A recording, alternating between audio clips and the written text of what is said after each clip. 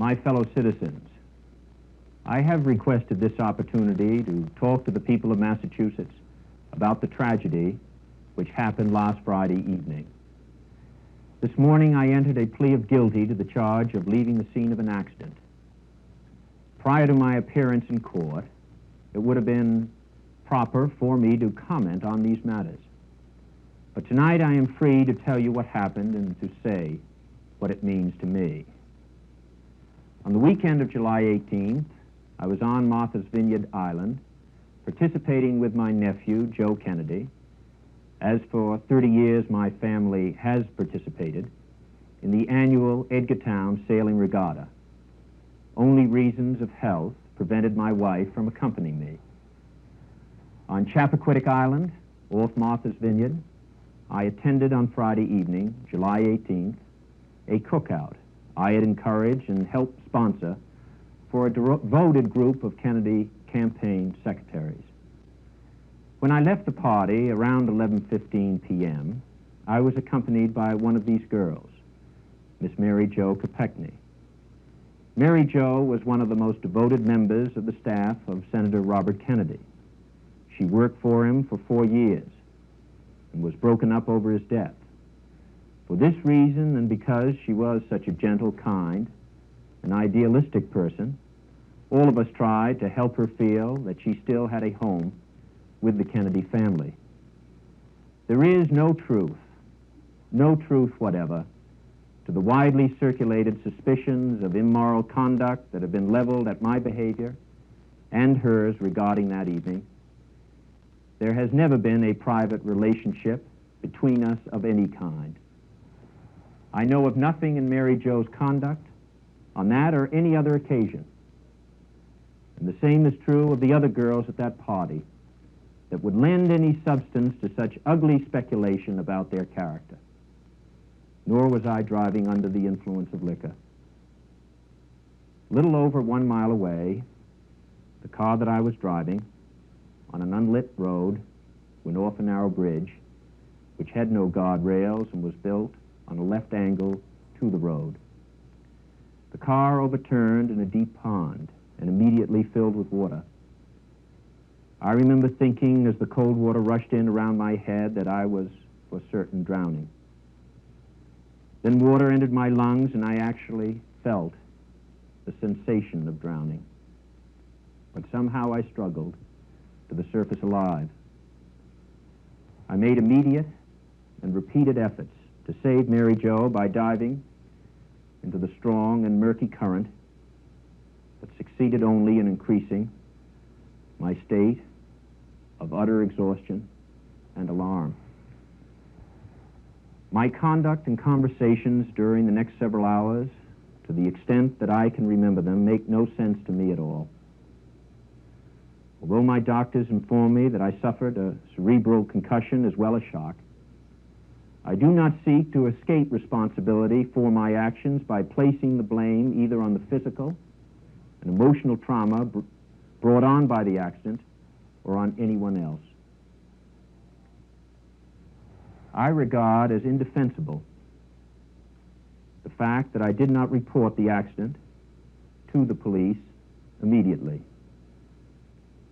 Instead of looking directly for a telephone after lying exhausted in the grass for an undetermined time, I walked back to the cottage where the party was being held and requested the help of 2 friends, my cousin Joseph Gargan and Paul Markham, and directed them to return immediately to the scene with me.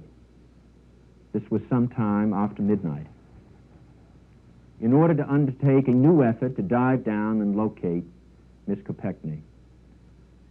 Their strenuous efforts, undertaken at some risk to their own lives, also proved futile. All kinds of scrambled thoughts, all of them confused, some of them irrational, many of them which I cannot recall, and some of which I would not have seriously entertained under normal circumstances, went through my mind during this period. They were reflected in the various inexplicable, inconsistent, and inconclusive things I said and did, including such questions as whether the girl might still be alive somewhere out of that immediate area, whether some awful curse did actually hang over all the Kennedys, whether there was some justifiable reason for me to doubt what had happened and to delay my report, whether somehow the awful weight of this incredible incident might in some way pass from my shoulders. I was overcome, I'm frank to say, by a jumble of emotions: grief, fear, doubt, exhaustion, panic, confusion, and shock. Instructing Gargan and Markham not to alarm Mary Jo's friends that night, I had them take me to the ferry crossing.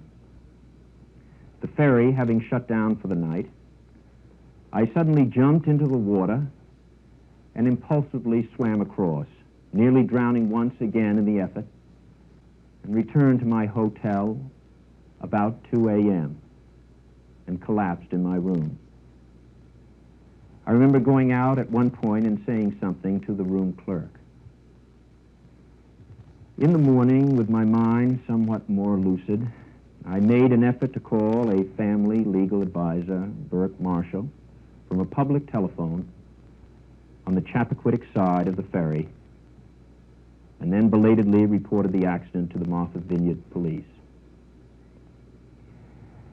Today, as I mentioned, I felt morally obligated to plead guilty to the charge of leaving the scene of an accident.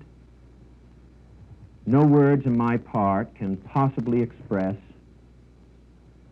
the terrible pain and suffering I feel over this tragic incident. This last week has been an agonizing one for me and for the members of my family, and the grief we feel over the loss of a wonderful friend will remain with us the rest of our lives. These events, the publicity, innuendo, and whispers which have surrounded them, and my admission of guilt this morning, raises the question in my mind of whether my standing among the people of my state has been so impaired that I should resign my seat in the United States Senate. If at any time the citizens of Massachusetts should lack confidence in their senator's character or his ability, with or without justification, he could not, in my opinion, adequately perform his duties and should not continue in office. The people of this state, the state which sent John Quincy Adams, and Daniel Webster, and Charles Sumner, and Henry Cabot Lodge, and John Kennedy, to the United States Senate, are entitled to representation in that body by men who inspire their utmost competence. For this reason, I would understand full well why some might think it right for me to resign. For me, this will be a difficult decision to make. It has been 7 years since my first election to the Senate. You and I share many memories. Some of them have been glorious. Some have been very sad.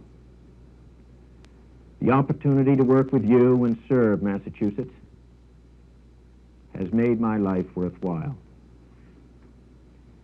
And so I ask you tonight, the people of Massachusetts, to think this through with me.